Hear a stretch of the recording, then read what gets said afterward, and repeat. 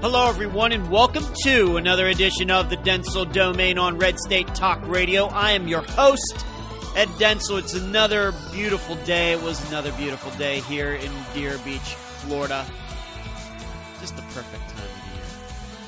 I guess it's important for me to first tell you that being that I talked about getting a gun for so long, if you're just maybe new to the show, wasn't much of a gun guy in my life, and then between the Paris attack and the San Bernardino attack, along with getting attention for this show from liberal quarters of our population, I thought it was best off that I get a gun. And after a couple months of shopping, I ended up getting a Glock 19, and people who've been listening to the show for a while have listened to me document me doing the shopping, doing the research, getting it, taking the class, going to the range. Well, yesterday was the first time that I took my gun out in public as a concealed carry weapon. And it is one weird feeling.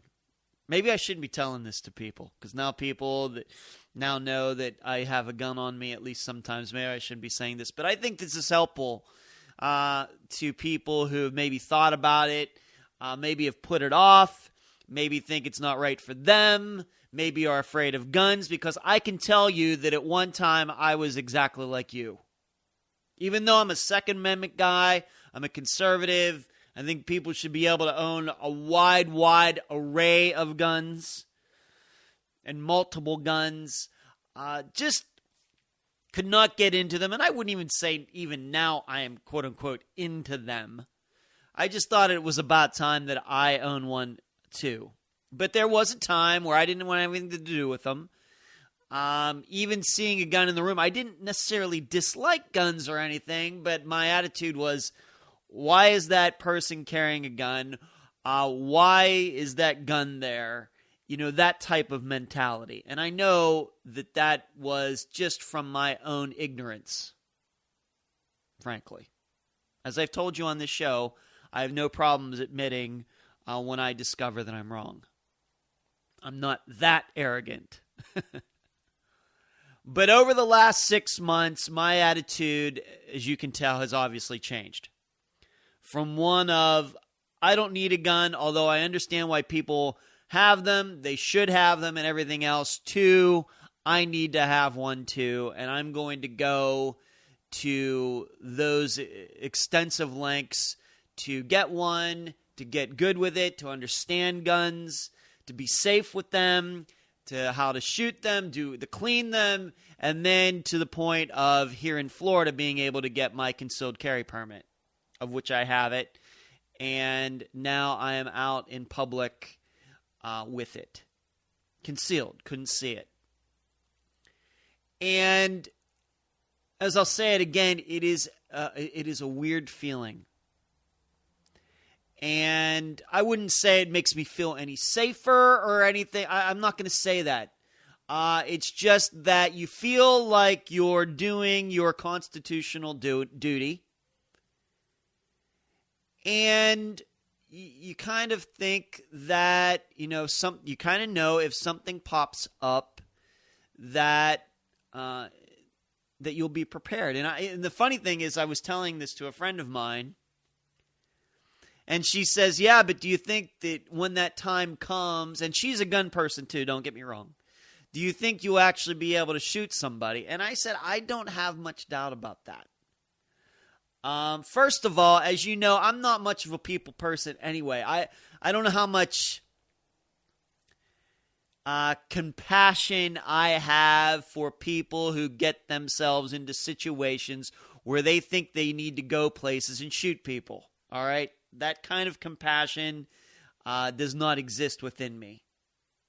Moreover, I don't like to lose. I've told you regarding disc golf, my trivia team, and other things in my life, I don't like to lose. Meaning, I don't want terrorists to win. I don't want rapists to win. I don't want murderers to win. I don't want drug traffickers to win. I don't want any of those people to win. So me having my gun and them trying to start something is a sign to me that I want to beat them. That's how I look at this. And so I'd have no problem if they start something, once again, within the rules, within the law. I'm not a policeman. I'm not supposed to enforce the law or anything like that. I'm allowed to defend myself. And if others are being threatened, I'm allowed to defend them. And that's plenty good for me. I'm not looking to be law enforcement. But if you're going to be somebody, man or woman, whether you're a terrorist or not, you're going into public places, you want to rob the place, you're waving a gun around, you're waving a knife around, I don't think that I'm going to have much of a hesitation to do that. It's not going to come into my mind, well, you know what, this guy, he has a mother who loves him too. That is not going to even pop into my head, because that's really not how I look at life. It just isn't.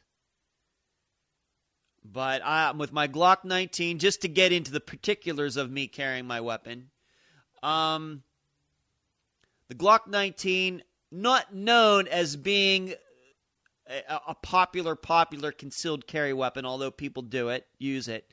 Usually the smaller Glock 26 is seen as being a better carry weapon. And then even if you want to stay in the 9mm family, the Glock 43, which is a single stacks, even smaller 9mm pistol, is even known as being even better, once again, because it's smaller. But I can tell you, I'm 5'9", 177 pounds. All right, and I'm fairly well built for my age. In fact, when my friends were down here this weekend, they said that it didn't look like I had even changed in 25 years. They hadn't seen me for a while. Doesn't even look like I had changed.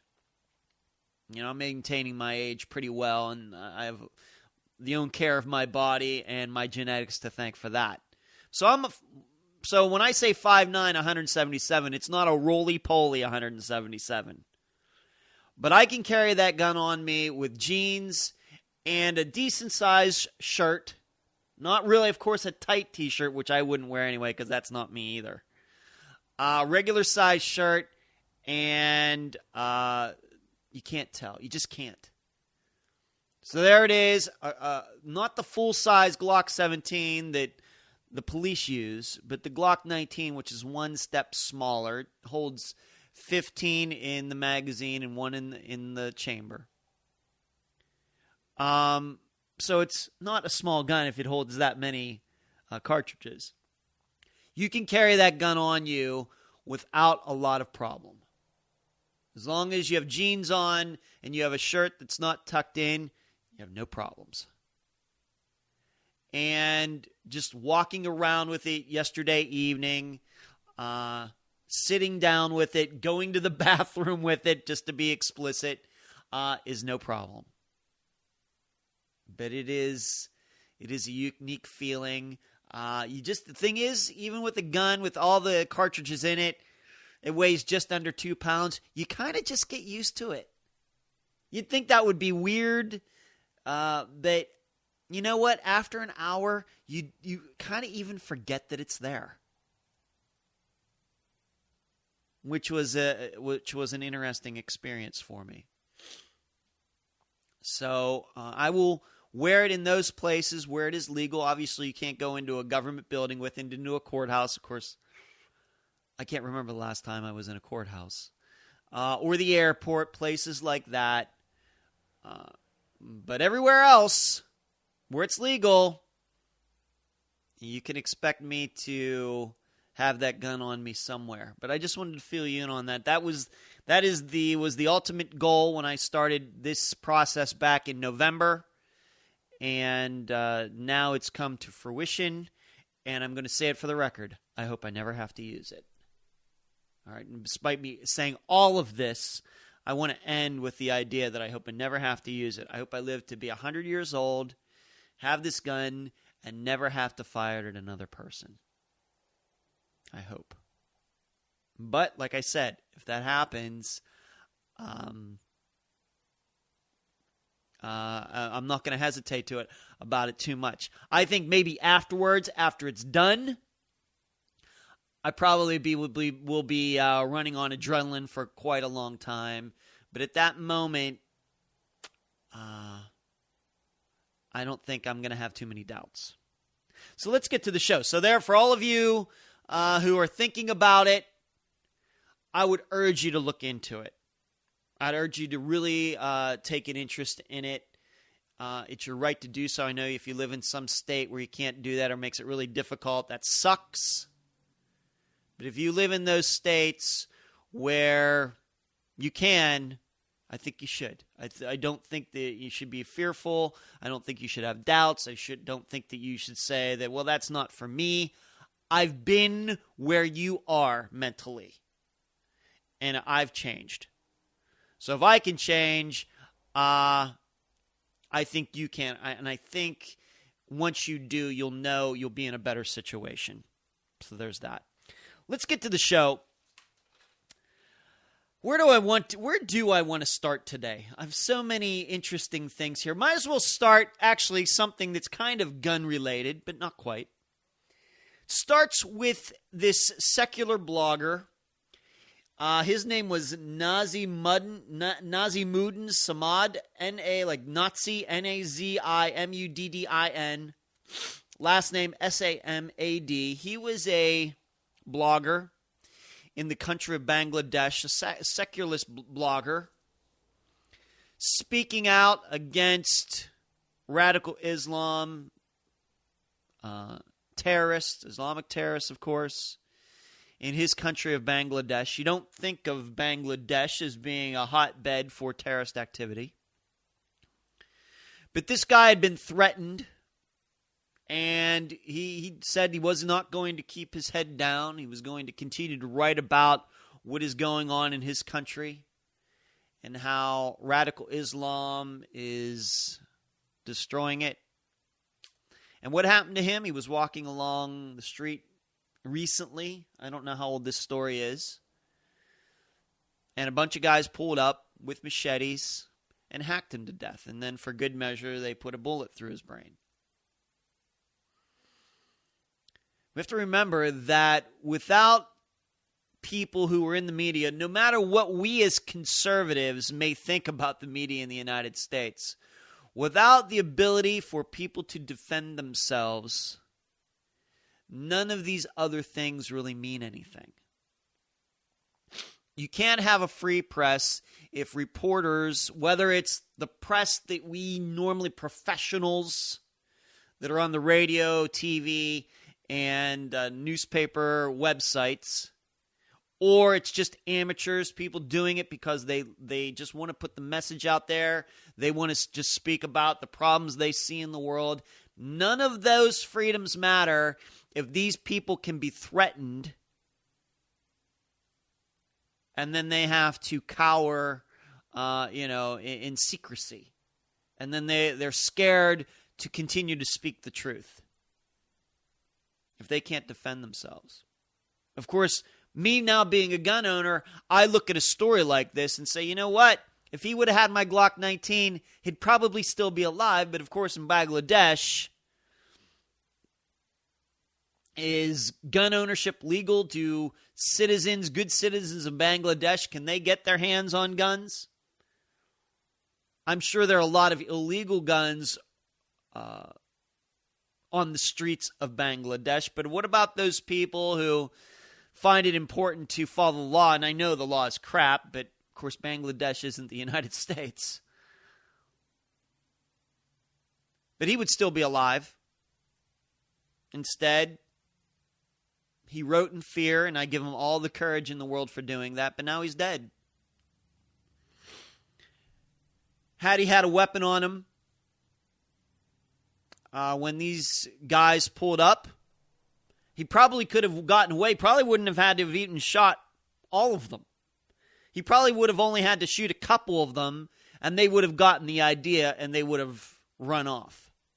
Sometimes that's all it takes. I think of you saw the Jack Reacher movie it was called Jack Reacher with Tom Cruise. He gets out in that bar fight. Of course, it was staged. But he got out there, and there was going to be 5 guys against him. And he goes, it's really, he says it's 3 against 1. They go, no, it's 5 against 1. And he says, no. Once I beat you, 2 of these guys are going to run off. And then these guys, they'll have to stick around because they think that they have to show loyalty to you, and I'll kick their butts too. Sometimes that's what it takes. All you have to do is scare a couple of the guys and shoot a couple of the guys, and the rest of them will just run off.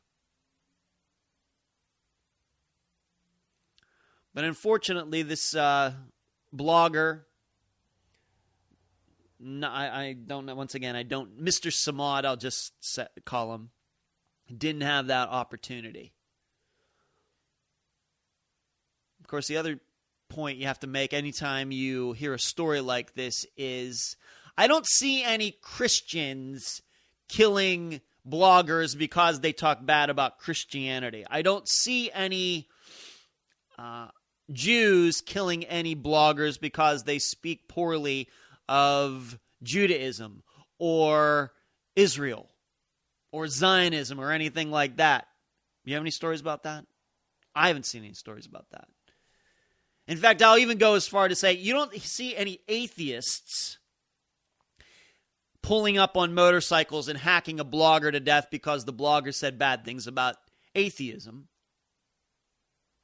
Of course, you can go through practically every religion of the world. In fact, the only other correlation that you could make is maybe if you're in North Korea, being that North Korea was a topic yesterday. In fact, I might have another North Korea story before the show's over.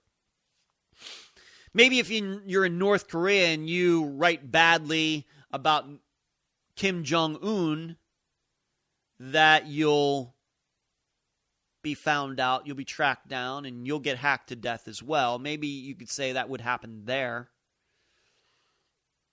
Might even happen in China too if you speak out against the Chinese government. But when it comes to religion, there's only one religion that can be connected to behavior like that, and that's Islam. And then, and every time I talk about this, and I think that other talk show hosts have to use the same caveats with this, we know that most Muslims aren't like this. We realize that most Muslims, in fact, there have been a lot of good stories recently. Why is it that Muslims, not to say that we don't have radical Muslims here in the United States, we do, but what is it about the American experience that seemingly allows Muslims to come to this country, and if they want to live in peace, they can do so. They can just move into any neighborhood. Christians on one side of them, Jews on the other side of them, atheists across the street, and everybody pretty much gets along.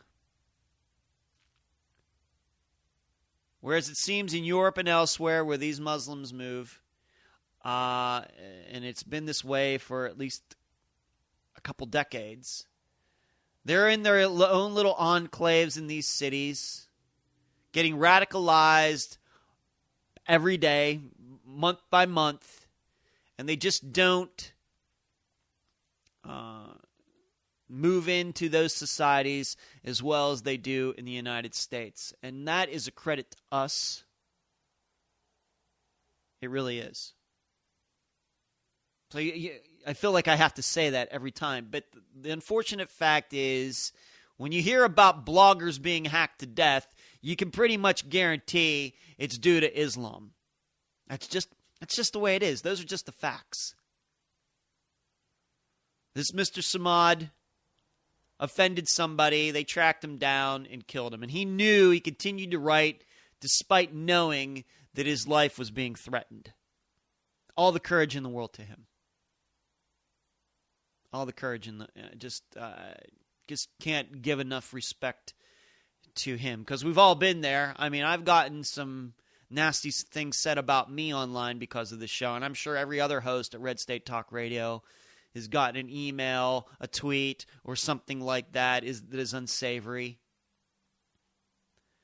And then elsewhere, the guys and women at National Review and the other redstate.com and to go to Rush Limbaugh and all the rest of them, who knows the kind of threats they've all gotten through the years. And they continue to do their jobs. But for them, of course, they have bodyguards and other things. And the rest of us who can't afford bodyguards, what do? We go out and get our own guns. So we can keep speaking the truth. So we aren't going to be intimidated. And frankly, we have it a lot easier than Mr. Samad did in Bangladesh. And he chose to continue anyway. I wonder how many of us, if we were in Bangladesh, would have that same kind of courage. I wonder. I look at myself and say, would I? It takes a special person to do something like that. Somebody who really believes in what he's doing and doesn't matter to him whether he lives or dies. All he cares about is speaking the truth, even though he knows the enemies that he's creating are some of the worst people on earth. He could have easily given in, closed his blog up, started speaking about them in nice terms, didn't do that.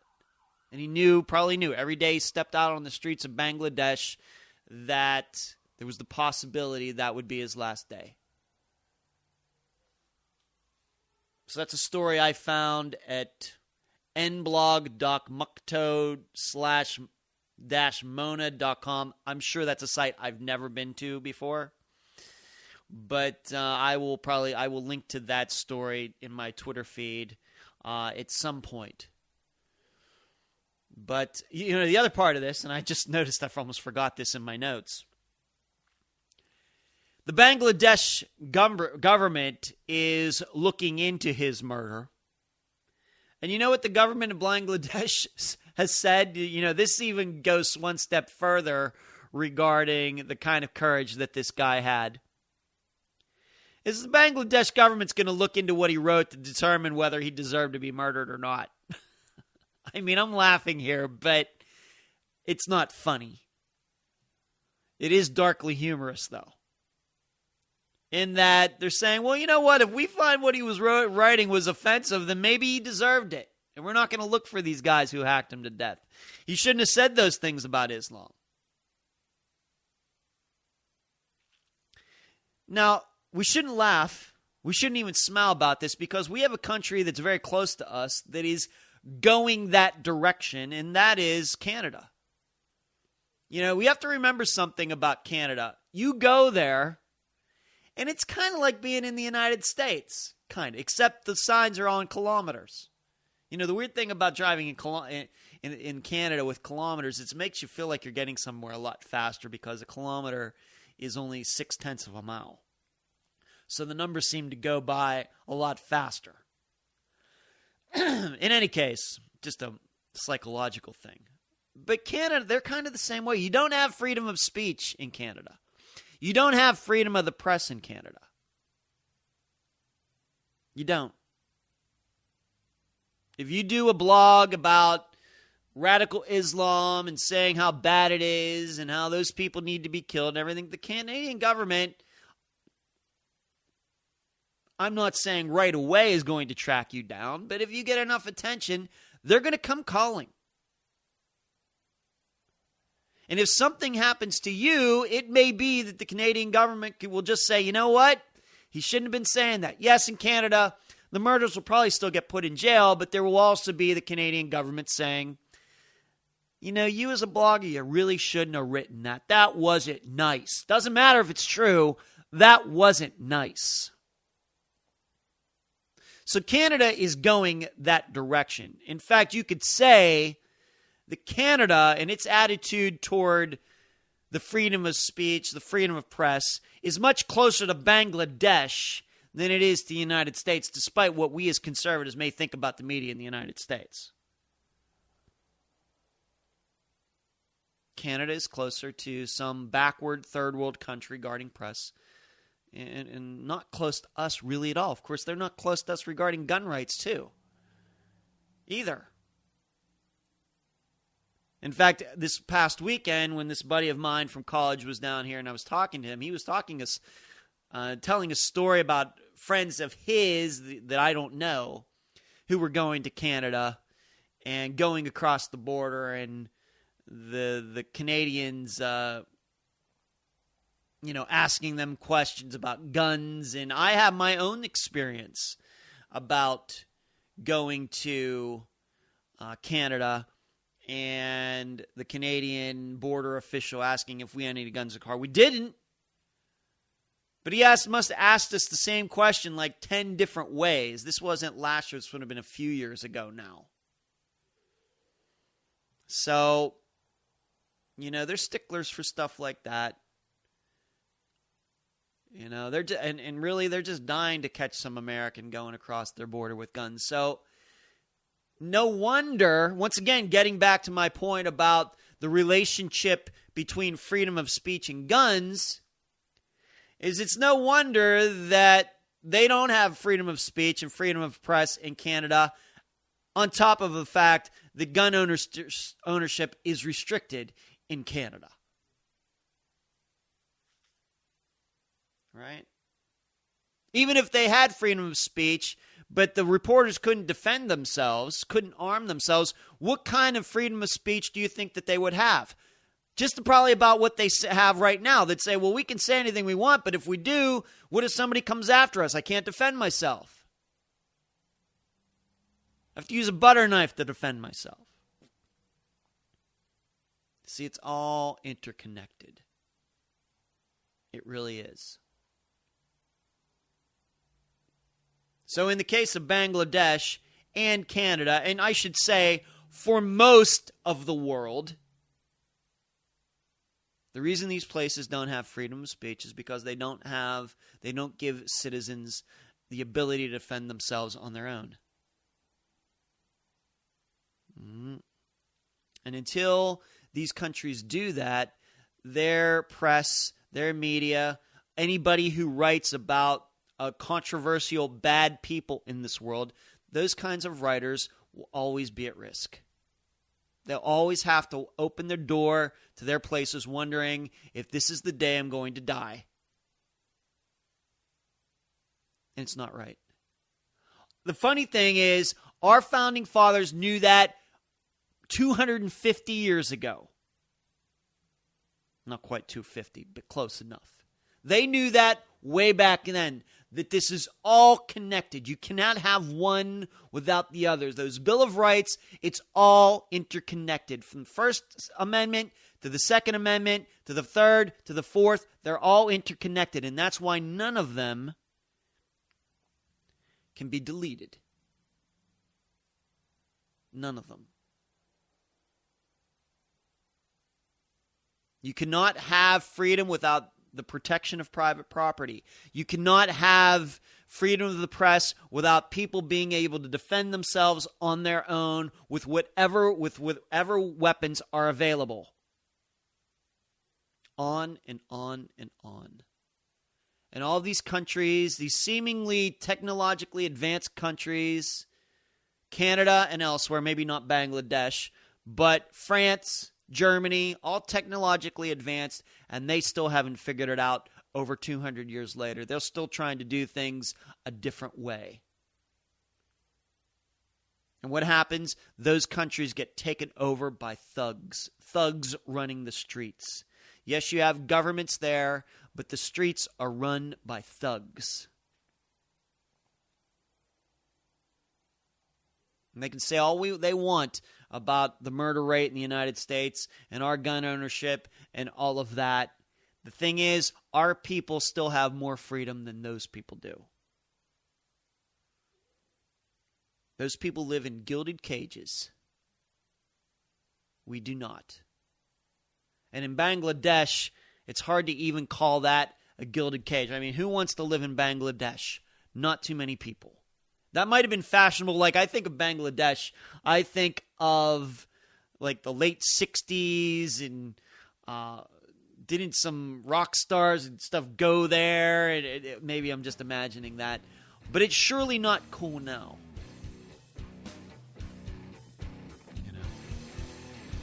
Didn't Crosby, Stills, and Nash have a song about Bangladesh? Maybe I'm just imagining. But you wouldn't want to be there now, as a writer or anything else. So I feel bad for this guy. I give him all the respect in the world. I hope he rests in peace. And I got to go to the break. You've been listening to the Denzel Domain on Red State Talk Radio.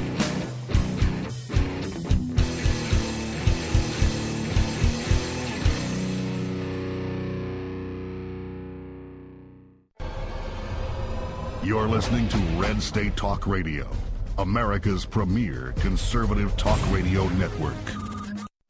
You critics don't define our honor. You try to shame us for doing our job. You teach children to fear us, crowds to attack us, and good people to doubt us.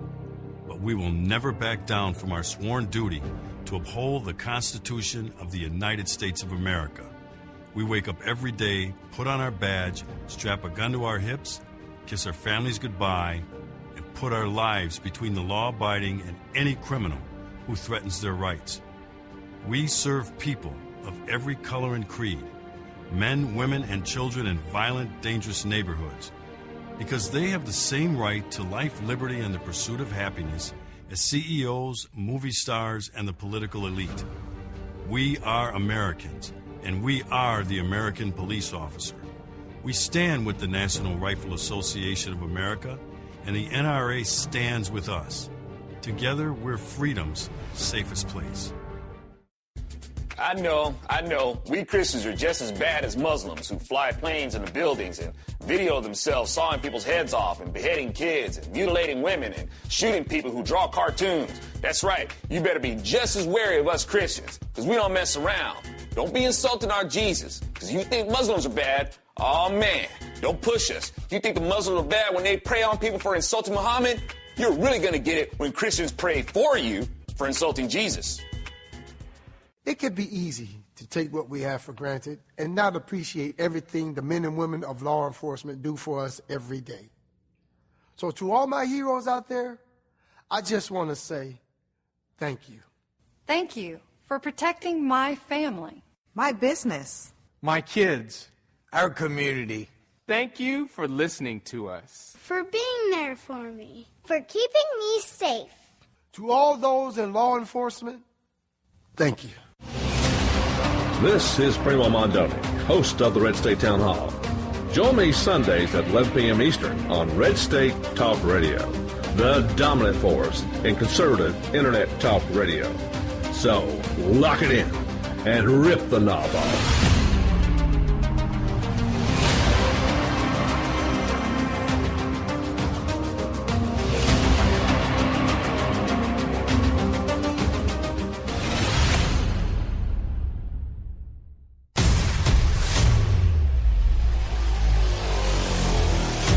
This is Paul Preston, host of Agenda 21 Radio. Join me Monday through Friday on Red State Talk Radio, the dominant force in conservative internet talk radio. So lock it in and rip the knob off.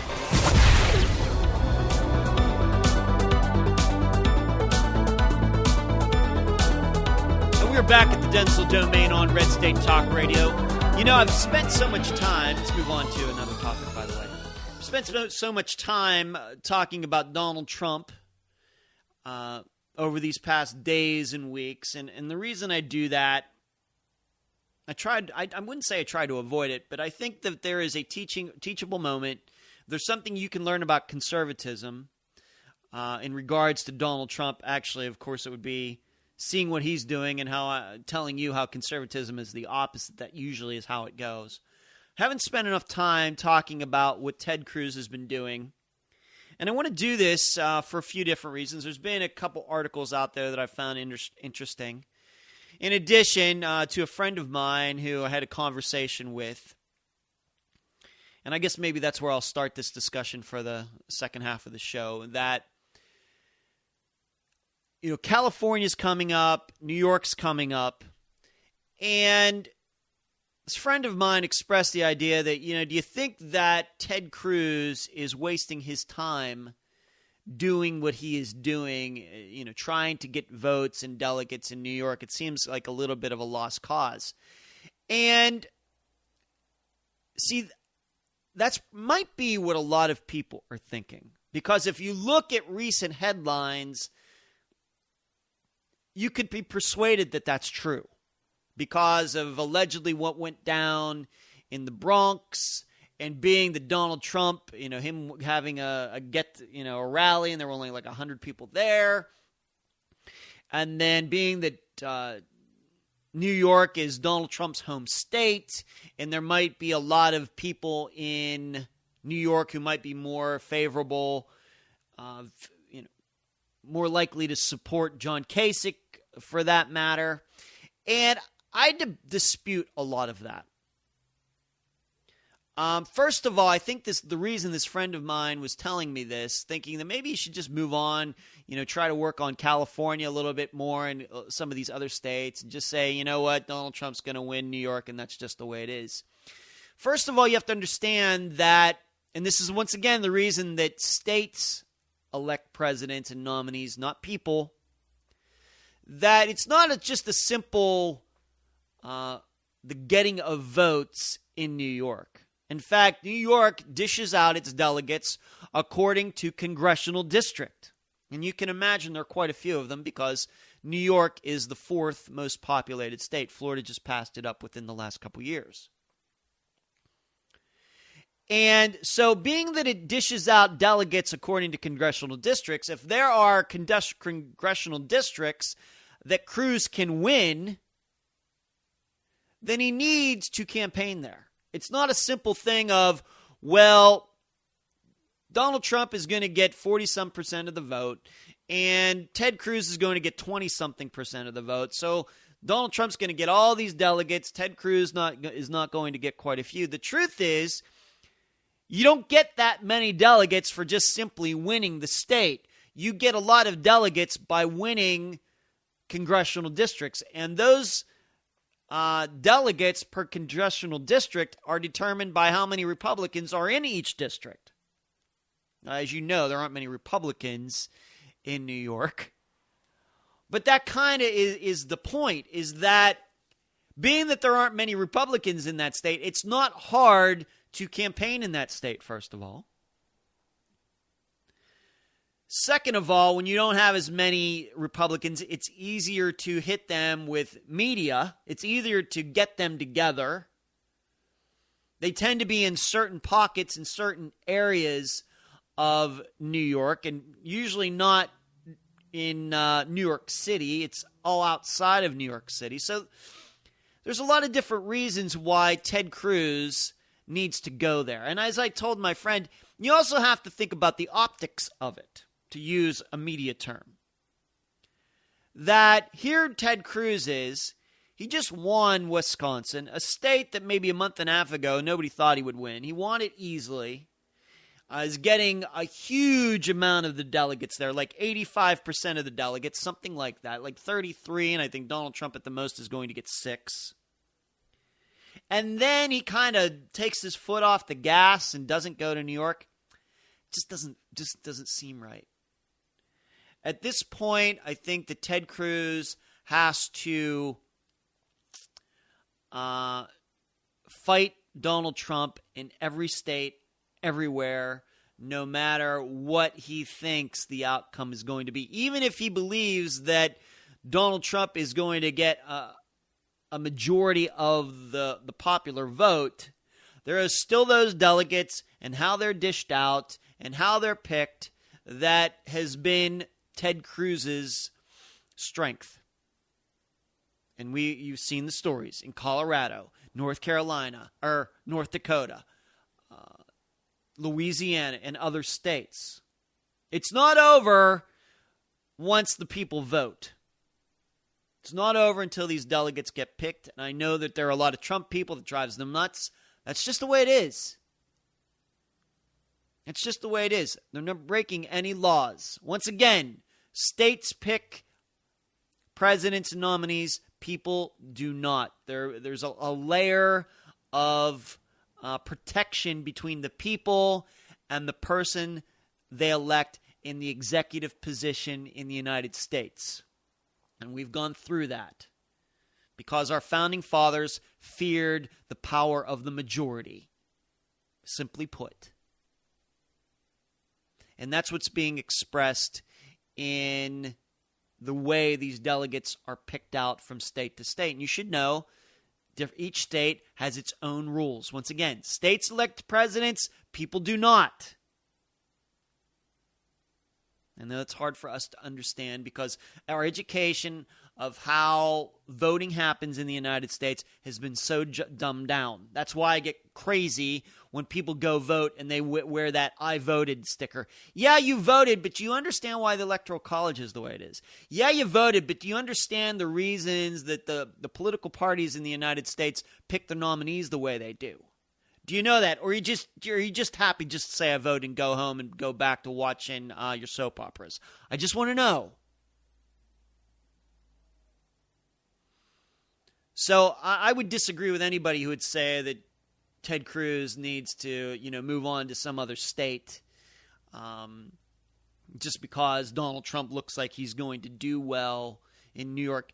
Donald Trump has looked like he was going to do well in many states, and he has done well. But when it gets to the delegates, that's when he fumbles around and takes things for granted. It's the details.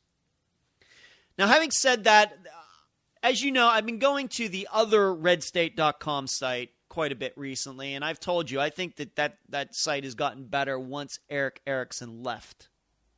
I think that what they're doing over there now is a little more mainstream, not as kooky. I'm not an Eric Erickson fan at all.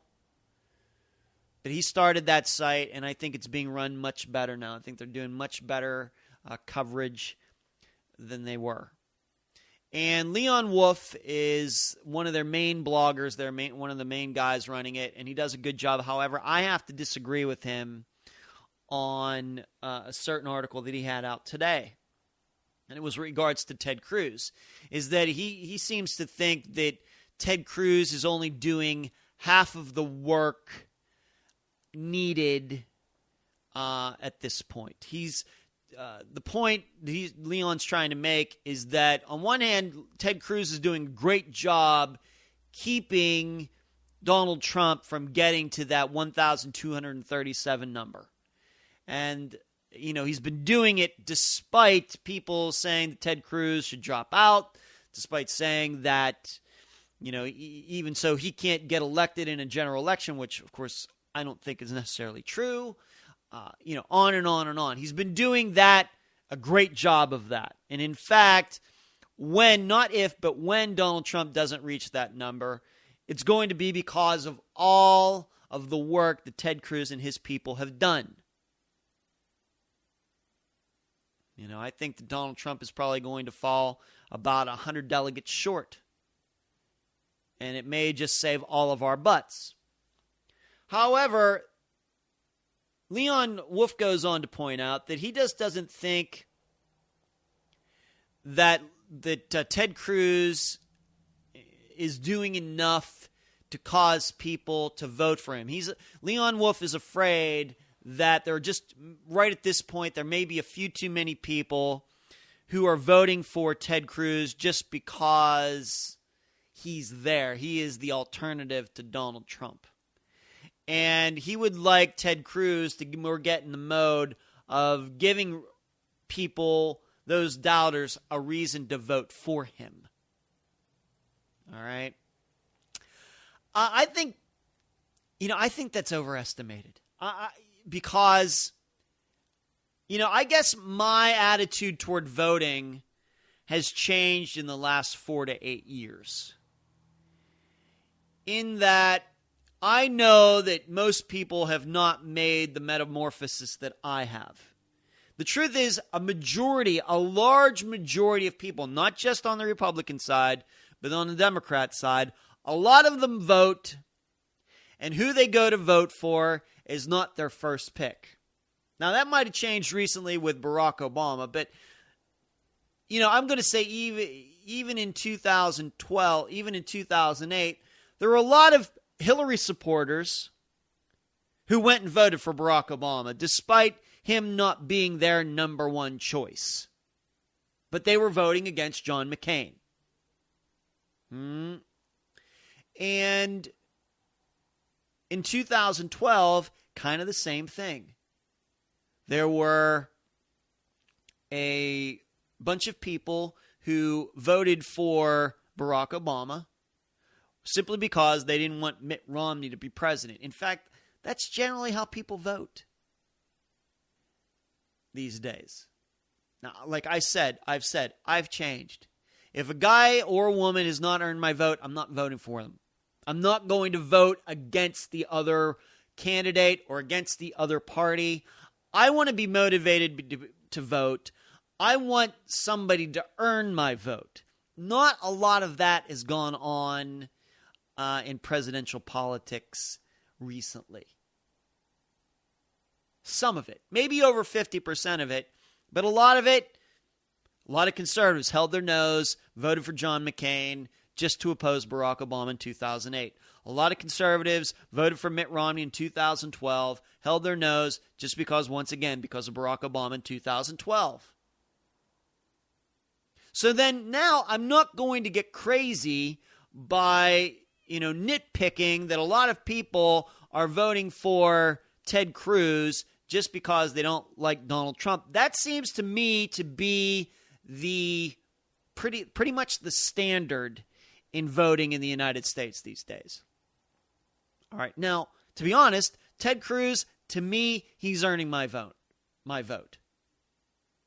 In fact, I've told you here in Florida, I voted for him in the primaries last month, in March. He's earning my vote, and if he gets the Republican nomination, I will not be voting for him because I'm voting against Hillary Clinton. I will actually 100% believe he has earned my vote, he shares my values, and I will vote for him. That doesn't mean he's perfect. All right? That doesn't mean he's perfect. That doesn't mean I'm not going to have criticisms for him between now and November should he get the nomination. I will. But he's earning it. So Leon Wolf, I guess to me, he's just forgetting maybe how the United States works, and he's maybe being a little bit too much rainbows and unicorns, living in that world. I will take the votes any way I can get them. If people think that their values are voting against the other party, I'll take it. Those aren't my values. I mean, I wish I could stand here and say that Ted Cruz is going to earn the vote of every single Republican and moderate and Democrat who wants to vote for him. That's not the truth, and I'm not going to hope for it.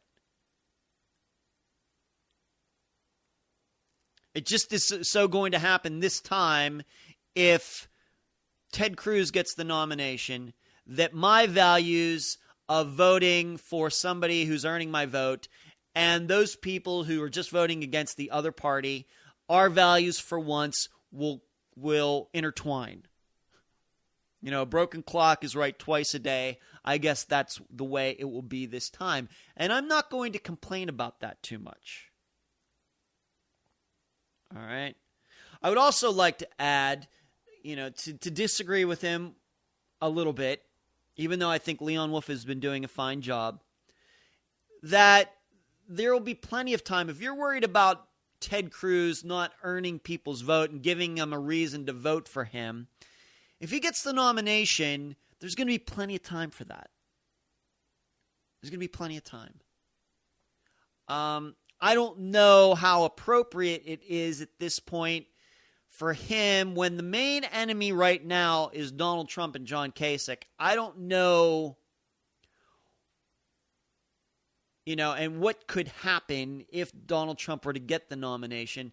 I think the main concern right now has to be, I'm different than Donald Trump. I'm better than Donald Trump. I'm more likely to win than Donald Trump.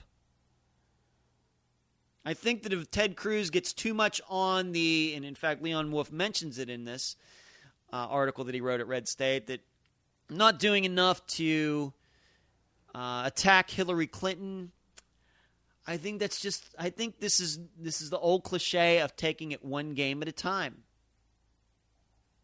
That might have made sense, and I know that Chris Christie was big on that at one time during the debates. That might have made sense before these primaries and caucuses started happening. But once the primaries and caucuses start happening, then it's real football. Then you have to look at who your adversary is next week to week. And for Ted Cruz, that's Donald Trump. And I think he's been giving every Republican a lot of reasons to not vote for Donald Trump. I can't help it that a lot of those people don't understand that. I don't know what to tell you. And it also seems weird to me that Leon Wolf would write this article right after Ted Cruz kicked butt in a state that isn't exactly known for being overtly conservative. Right? So obviously Ted Cruz is doing something to woo people who are less conservative than he is. I think that's safe to say. I think you can say that with a lot of confidence given what happened in Wisconsin. Of course, it helped that he had backing from Scott Walker and the Republican Party in that state and Paul Ryan, who, we think he's wishy-washy, but it helped. But Ted Cruz did not change his values to win in Wisconsin. It was the people of Wisconsin saw him for who he is and liked it. He gets the nomination. He's going to have plenty of time to give people reasons to vote for him and woo those independent people, to woo women. He does well with women as it is. To woo Democrats who aren't too thrilled with Hillary Clinton. I think he's going to do that. And to just put this together with an article that was written at National Review by David French is that, could be right now that a lot of people are just underestimating Ted Cruz. In the same way that they're overestimating Hillary Clinton. The truth is, if Ted Cruz gets the nomination, he's going to run a better campaign than Mitt Romney did. Period. There's no doubt in my mind about that. There will be no topic that's off the table, and I think that Ted Cruz is much more organized than Mitt Romney was. And we found out on Election Day how organized Mitt Romney was, and it wasn't very. Likewise, you have to figure that Hillary Clinton, yes, she's going to get at least 50 million of the popular vote, but I can't see her getting more than 60 million. Remember, Barack Obama only got about 64 to 65 million of the popular vote in 2012, and she's definitely going to get less than that. That puts, I think, Ted Cruz in a position with a better campaign, Hillary Clinton getting lesser votes, that Ted Cruz can win. He can win. All right? So Leon Wolf, I think he just has to temper it right now. Now, if we get a couple months from now or September and we're still thinking this and he's still thinking this, then it's a problem. I don't think it's a big problem at this point. One more thing before I go. Bill Clinton, I guess I'm not going to get to that North Korea story. The additional one. Bill Clinton, did you see this video? Him arguing with those Black Lives Matter people? See, this is one more of those instances where Black Lives Matter needs to figure out who they are. They don't get any credit. They aren't going to get any support trying to interrupt the speech of a president who is still an ex-president who is still popular. That only makes Black Lives Matter less popular. If Black Lives Matter wants to get more people on its side, then it can't go disrupting a Bill Clinton event.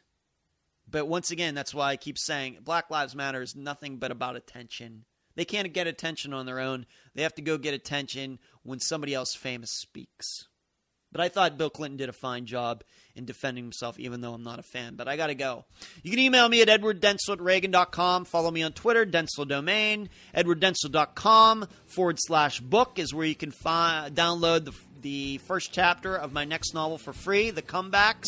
You can find my shows at Podbean, Podomatic, SoundCloud, YouTube. You can also find them at edwarddenzel.com. Follow me on Facebook and LinkedIn. It's been a pleasure talking to you tonight. I hope you all have a great weekend. You've been listening to the Denzel Domain on Red State Talk Radio.